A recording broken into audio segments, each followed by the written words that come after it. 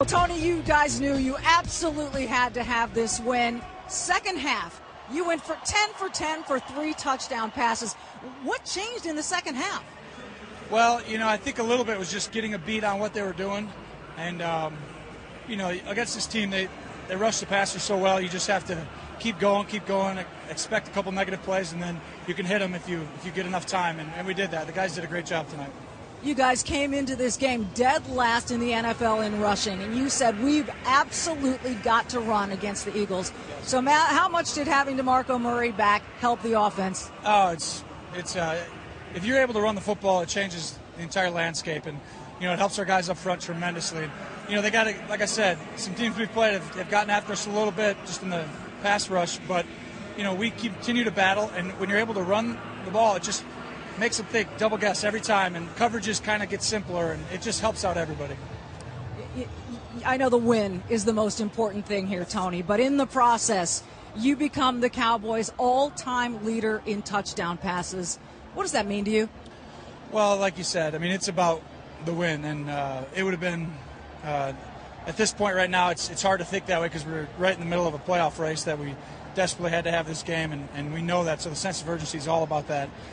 Obviously with the guys who were there, Troy and some of the other ones, it's pretty special in that regard, and just to be mentioned in the same breath of those guys is something I'll look back on one day and be very proud of. Congratulations. Thanks, Jim. The guy who caught that record-setting pass is Des Bryant, and Des, on that play, he threw across the field. It was a crazy play. What happened? Oh, the linebacker, he pushed me down. I supposed to run that route about 6 yards, and I seen Tony scrambling, and I felt open. I was trying to get his attention, and I got it. Tossed me the rock, and I just felt like, when I get this ball, I'm trying to make the most of it.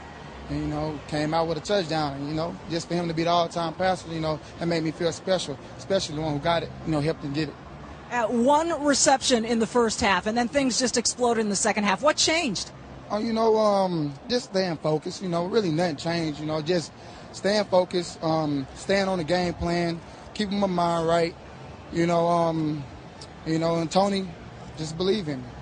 Congratulations. Thank you. Let's turn to DeMarco Murray, who, as we said, Tony said coming into this game we had to be able to run it. Now, you hadn't played in 6 games. You missed the last 6 straight.